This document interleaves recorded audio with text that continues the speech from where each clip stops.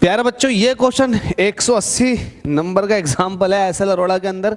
ये कुछ दमदार क्वेश्चन है इसके अंदर। हाँ, देख के ऐसे लग रहा है कि आपको सच में अपना दिमाग चलाना पड़ेगा और ये एक अच्छा लेवल का क्वेश्चन है। अगर आप लोग सर्च करते हुए यूट्यूब पर कहीं ना कहीं इस वीडियो तक पहुंच गए हैं तो सबसे पहले आपसे एक रिक्वेस्ट है कि चैनल को सब्सक्राइब कर लें। दूसरी रिक्वेस्ट ये है कि जितने भी आपके पास ग्रुप है उन सब में इस वीडियो को शेयर करें ताकि उन लोगों की भी हेल्प हो और आपकी भी हेल्प हो। इस चैनल पर जो आपको मिलता है वो एक्चुअल में क्या क्या मिलता है बता देता हूँ। सारा का सारा 11th का आपको न्यूमेरिकल सेक्शन, थ्योरी का सेक्शन कंप्लीट मिल जाएगा, 10th का कंप्लीट मिल जाएगा, 12th का कंप्लीट मिल जाएगा। साथ में कॉम्पिटिटिव एग्जाम के ट्रिक के साथ न्यूमेरिकल को किस तरह सॉल्व किया जाता है वो भी मिल जाएगा। तो आपको ओवरऑल यहाँ से मिलने वाला है। आप इसको यहाँ क्या दे सकते हो ये आप जान सकते हैं। तो बस इतनी सी थोड़ी सी इस बात को मान लें, विनती है यार एक तरह की, तो आप ये काम कर लिया करें, गरीब का भला होगा। चलिए इस क्वेश्चन को देखते हैं। हमसे कह रहा है कि इस पूरे सर्किट के अंदर आपको सबसे पहले ये बताना है कि ए और बी के बीच में कितना करंट फ्लो करके जाएगा। दूसरा, हमसे ए बी के बीच का पूछा, साथ में ये पूछा है कि डी ई के बीच में कितना करंट जाएगा। तो डी और ई के बीच में करंट पूछा है, साथ में ए बी के अंदर करंट पूछा।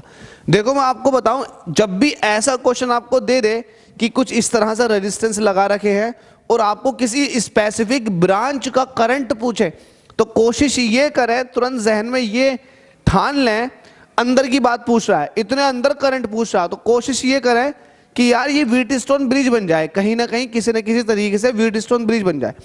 अगर ये व्हीटस्टोन ब्रिज बन जाता है तो आपकी बहुत ज़्यादा हेल्प हो जाएगी, क्योंकि उसमें फिर क्या होगा, आपको ऑटोमेटिक पता लग जाएगा कि क्या करना।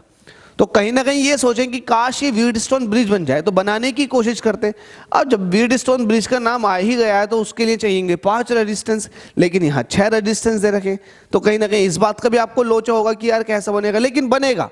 देखो मैं आपको इसका सिंपल डायग्राम बना कर देता हूँ, दिखाता हूँ। लेकिन उससे पहले आपसे ये भी पूछा है कि भाई इक्विवेलेंट रेजिस्टेंस बता दो ए बी के।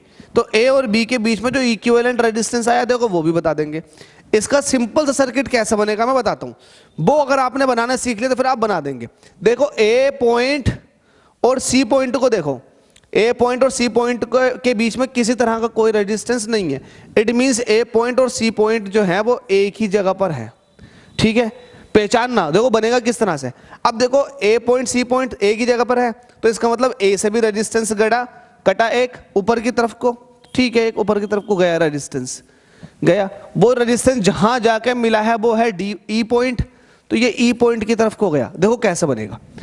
अब ए और सी तो एक ही जगह पर है, आपने ए और सी को एक ही जगह पर लिख दिया। अब सी से एक रेजिस्टेंस कटा, ठीक है, एक रेजिस्टेंस गया। अब वो रेजिस्टेंस गया डी पॉइंट तक, तो इसका मतलब ये डी पॉइंट है, ऊपर वाला ई पॉइंट और नीचे वाला डी पॉइंट, ये ऐसा आ गया। ठीक है, अब देखो नीचे वाला डी पॉइंट, मतलब आप दोनों ने ये बता दिया, मतलब ई पॉइंट को भी मेंशन करवा दिया, डी पॉइंट को भी मेंशन करवा दिया। अब देखो डी और ई के बीच में भी एक रेजिस्टेंस है, तो डी और ई के बीच में भी एक रेजिस्टेंस है। ठीक है, यहां तक बात समझ में आ गई। ई से एक रेजिस्टेंस लगा है। अब देखो ई से एक रेजिस्टेंस लगा है और ये रेजिस्टेंस जो है एफ पॉइंट से होता हुआ बी पर गया। तो देखो जो बी, एफ पॉइंट को देखो और बी पॉइंट को देखो, एफ पॉइंट और बी पॉइंट जो है उनके बीच में किसी तरह का कोई रेजिस्टेंस नहीं है, उनके बीच में नहीं है। तो इसका मतलब एफ पॉइंट और बी पॉइंट को आप एक जगह लिख सकते हो। तो एफ पॉइंट और बी पॉइंट को आपने एक जगह ले लिया। अब देखिएगा ई से एक रेजिस्टेंस कटा, ई से एक रेजिस्टेंस कटा और वो रेजिस्टेंस ज्वाइंट हो गया एफ पॉइंट से जाकर के। देखें तो इसका मतलब ई से एक रेजिस्टेंस कटा और एफ पॉइंट से जाकर के वो ज्वाइन हो गया।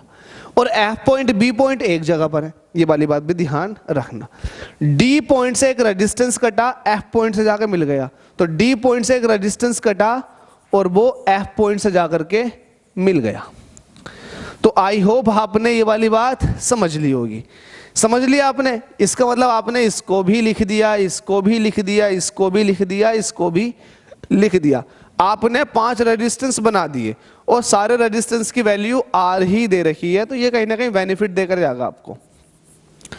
अब और देखो, बी पॉइंट से होता हुआ एक रेजिस्टेंस है जो सी से मिला, तो बी और सी के बीच में एक रेजिस्टेंस बना दो। तो बी और सी, बी ये है सी ये है, इन दोनों के बीच में एक रेजिस्टेंस बना दो। बना दिया आपने, ठीक है भाई। बना दिया, कोई दिक्कत? कोई दिक्कत नहीं है। अब आपसे कह रहा है कि ए बी के अलोंग, तो इसका मतलब इसको आप क्या कर सकते हो, इसको आप जो है ऐसा कर सकते हैं, यहां इस तरह से आप एक काम कर लें, एफ पॉइंट तो आपके पास वही है, तो एक काम कर लें, बी पॉइंट को स्पेशली यहां दिखा दें और ए पॉइंट को स्पेशली आप यहां दिखा दें। कोई दिक्कत है किसी को? कोई दिक्कत नहीं। तो ये सिंपल सर्किट बन गया, इसी का सिंपल डायग्राम ये बन गया। तो क्या अब आपको व्हीटस्टोन ब्रिज दिखाई दिया? उम्मीद करता हूं दिखाई दे गया होगा। व्हीटस्टोन ब्रिज ये है आपके सामने। किसी से नहीं बनाया आया वो वीडियो को दोबारा से देख ले, समझ में आ जाएगा।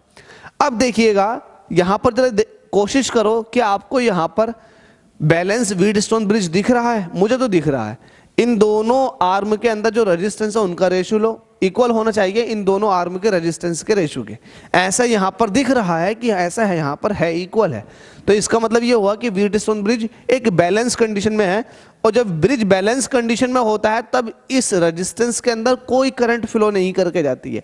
और जब कोई करंट फ्लो नहीं करके जाती है तो ये रेजिस्टेंस फजूल में लगा हुआ होता है, इसको आप हटा सकते हो। तो आप यहां पर सॉल्यूशन लिखेंगे, सॉल्यूशन लिखने के बाद में आप कहेंगे simple circuit of given figure, जो दिया हुआ फिगर है उसका सिंपल सर्किट आपने अब ये बना दिया। अब आप कहेंगे इसमें ये कहेंगे for balance wheat stone bridge.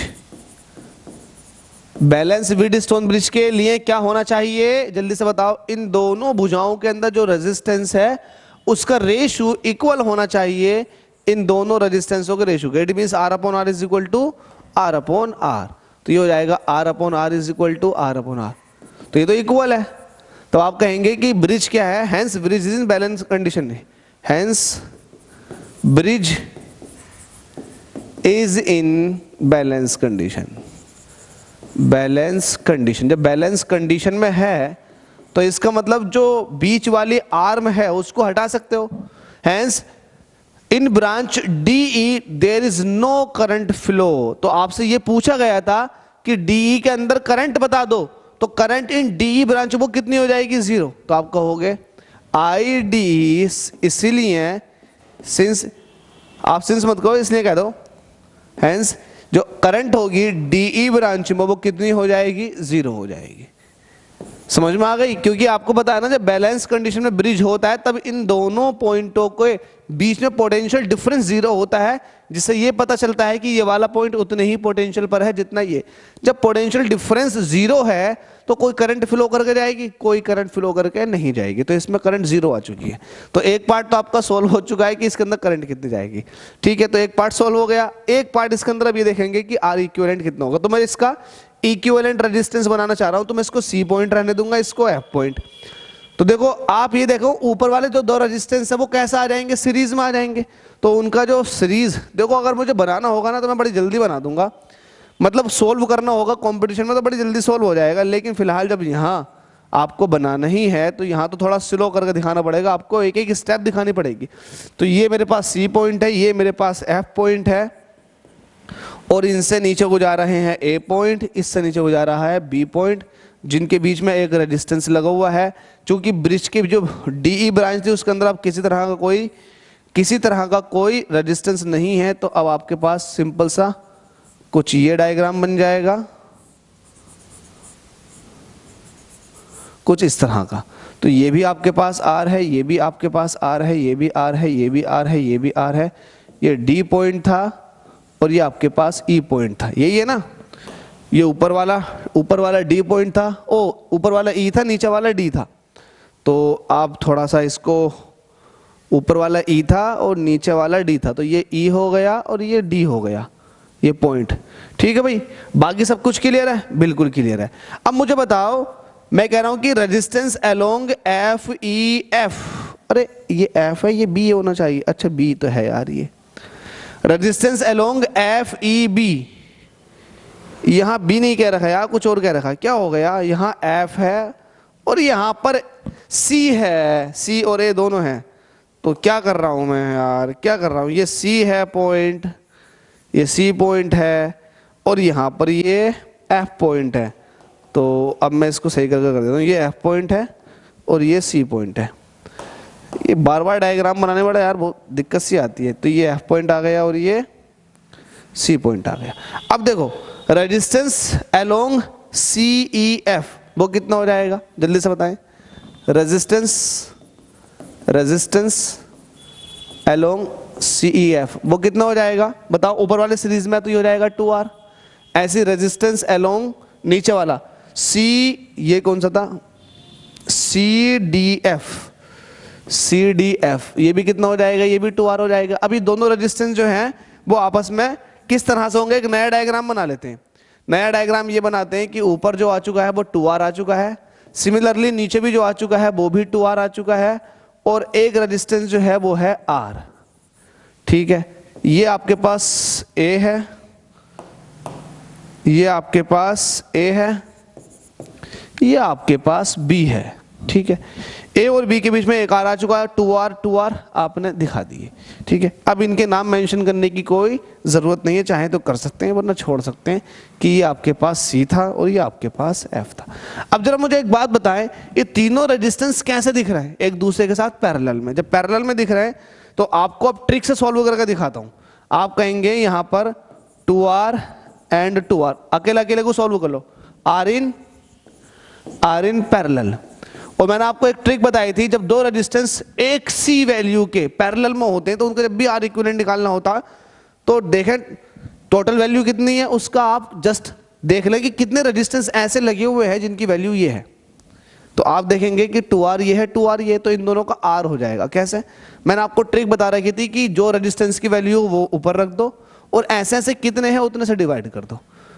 ये तभी था जब रेजिस्टेंस सेम होते हैं, तो यहाँ पर 2R से कट जाएगा तो R, तो इन दोनों का जो निकल कर आ गया इक्विवेलेंट वो आ चुका है R। अब वो R और ये वाला R एक दूसरे के साथ फिर से पैरेलल में, तो जरा बात कर लेते हैं। 2R and 2R are in parallel, तो इनका जो इक्विवेलेंट होगा R डैश वो कितना हो जाएगा। मैंने बताया था ट्रिक ये थी कि जितने भी रेजिस्टेंस पैरेलल में लगे हुए हो एक सी वैल्यू के, उतने नंबर से आप डिवाइड कर दोगे उन रेजिस्टेंसों को जो आपको वैल्यू दे रखी है। यहाँ पर दो रेजिस्टेंस जो है 2R ये 2R वैल्यू के हैं और दो रेजिस्टेंस है, तो 2R वैल्यू है, दो रेजिस्टेंस आपने डिवाइड कर दिया। वरना इतना झमेला छोड़ो, वरना आप डायरेक्ट लगा सकते हैं क्या R1 into R2 upon R1 plus R2, तब भी यही रिजल्ट निकलेगा। बस ये है कि ये चीज बहुत जल्दी आंसर तक पहुंचा देती है। ये ट्रिक है, अगर आप जाकर के देख सकते हैं करंट इलेक्ट्रिसिटी के अंदर मैंने पूरा डिटेल में सिखाया हुआ। तो ये 2 से 2 कट जाएगा, ये आ चुका है R। तो ये R डैश जो है वो इन दोनों का इक्विवेलेंट है। अब आप कहोगे कि R डैश जो है R के बराबर आ चुका, अब R डैश इनका आया, तो एक नया डायग्राम बनाओ। नया डायग्राम में ये होगा कि ये आपके पास अब R डैश है जिसकी वैल्यू R है, और नीचे लगा हुआ है अगेन ये R, और यहाँ पर लगा हुआ है A पॉइंट, यहाँ पर लगा हुआ है B पॉइंट। अब ये दोनों आपस में कैसे हैं, पैरेलल में, और पैरेलल में है वैल्यू भी क्या है, इक्वल। और ये बता चुका हूँ ट्रिक है ये, जब इक्वल रेजिस्टेंस पैरेलल में लगे होते हैं तो उनका जब R इक्विवेलेंट निकाला जाता है तो हम रखते हैं रेजिस्टेंस, और ऐसे कितने रेजिस्टेंस है उतने से डिवाइड। तो अब आप कहोगे R equivalent of the following combination क्या हो जाएगा भाई बताओ। अब आप कहोगे कि R और R जो हैं ये पैरेलल में लगे हुए हैं, ठीक है, और ऐसे ऐसे दो हैं, एक R है और एक R ये है, तो दो रेजिस्टेंस जो है इक्वल वैल्यू के पैरेलल में लगे हुए हैं, तो जो R इक्विवेलेंट निकल कर आ जाएगा वो आ जाएगा R/2। अब यहाँ पर उन्होंने ये कह रखा कि R इक्विवेलेंट बता दो, तो एक पार्ट तो आपके पास ये आ चुका है कि R इक्विवेलेंट जो आ चुका है वो R/2 है। सही, बिल्कुल सही ओम। तो एक पार्ट ये सॉल्व हो गया। एक करंट पूछा था डी ब्रांच में, वो सॉल्व हो गया, और एक करंट पूछा है ए बी के बीच में। तो अब आपसे पूछ रहा है करंट ए बी के बीच में, तो आपको पता है potential difference along A B, ये आपको दिया हुआ है कितना है, ईएमएफ के बराबर। तो पोटेंशियल डिफरेंस आपके पास है, करंट पूछ रहा है, वोल्टेज आपके पास है, करंट पूछा है, तो आपके पास रेजिस्टेंस होना चाहिए ए और बी के बीच का। यस, ए और बी के बीच का रेजिस्टेंस है, तो आप कहेंगे करंट अलोंग ए बी, ये पूछ रहा है, तो आपको पोटेंशियल डिफरेंस चाहिए ए बी का, बिल्कुल मिल जाएगा। और आपके पास आर ए बी भी होना चाहिए, क्या है, बिल्कुल है। ई ए बी आपको ई दे रखा है, और आर ए भी आपके पास निकल कर आया, आपके पास क्या r/2, 2 ऊपर चला जाएगा तो ये हो जाएगा 2E/r। तो उम्मीद करता हूं ये भी आपके समझ में आ गया होगा। करंट अलोंग ए बी, इसको आप आई भी कह सकते हैं और आप इसको IAB भी कह सकते हैं। तो ये आपके पास वैल्यू आ चुकी है। तो करंट पूछ दी आपने, करंट बता दी, और करंट 2 जगह पूछी थी, दोनों जगह आपने करंट बता दी। ये क्वेश्चन लेंथी इसलिए हो रहे हैं क्योंकि इसमें बार बार डायग्राम बनाना पड़ता है, और चूंकि कॉम्बिनेशन आपने सीख रहे हैं तो सीरीज और पैरेलल कॉम्बिनेशन को भी बार बार लगाना पड़ता है, तो इसलिए क्वेश्चन थोड़े लेंथी बन रहे हैं। मुझे खुद गुस्सा आ रहा है कि लेंथी क्यों बन रहे हैं, शॉर्ट में हो जाने चाहिए 4-5 मिनट के अंदर, लेकिन नहीं। हाँ, अगर आप एग्जामिनेशन हॉल में बैठे हुए हैं तो बेशक आप 5 मिनट के अंदर इसको सॉल्व कर देंगे और जल्दी भी कर सकते हैं, लेकिन यहाँ पर सिखाना पड़ता है तो यहाँ पर लेंथी हो जाता। तो पहला हमने इसका सिंपल सर्किट बनाया, उसके बाद आपने इसको सॉल्व कर लिया। ये ट्रिक ध्यान रखना कि जब 2 रेजिस्टेंस इक्वल वैल्यू के पैरेलल में लगे हुए होते हैं तो आपको जब भी ऐसे रेजिस्टेंसों का इक्विवेलेंट निकालना हुआ करेगा तो आप एक काम कर लिया करें, देख लिया करें कि जो रेजिस्टेंस की वैल्यू है ऐसी वैल्यू के कितने रेजिस्टेंस पैरेलल में लगे हुए हैं, तो उस वैल्यू को ऊपर रखो और जितने लगे हुए हैं उतने से डिवाइड कर दो, आपके पास उन सभी का इक्विवेलेंट निकल कर आ जाएगा। तो उम्मीद करता हूं समझ में आ गया होगा। चलिए नेक्स्ट क्वेश्चन की तरफ को चलते हैं।